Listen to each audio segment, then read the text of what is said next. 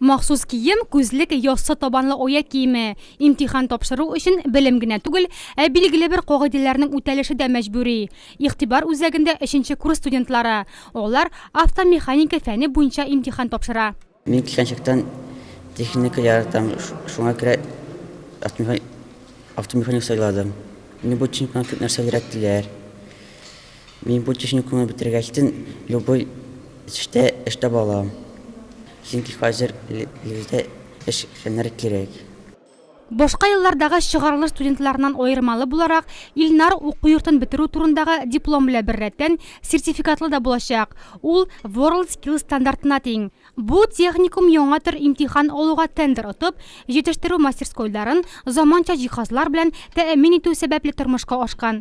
Бу экзамен аларга нәрсә бирәсең?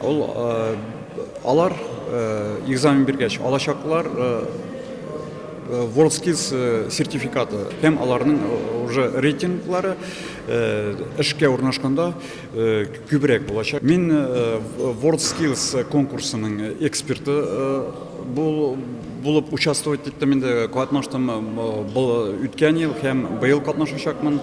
Һәм без ул конкурста былтыр алган идек, үткән елда алган идек 5нче урын.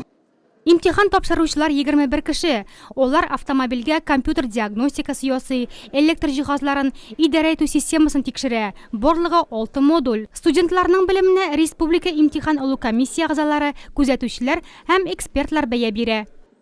В связи с тем, что в 2019 году 2019 елда WorldSkills чемпионатының финалы Казан шәһәрендә узачак. Бу белем бирү йортларының уку-укыту системасында да чагылыш тапты.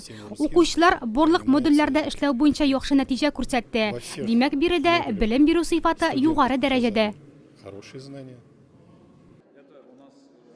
Быелдан башлап Нурлат аграр техникумы үзе дә WorldSkills стандартындагы имтиханнарны кабул итү статусында. Бу мөмкинлеккә Татарстандагы берничә уку йорты гына ия. Беренче булып сынауга Спас районы техникумы студентлары киләчәк.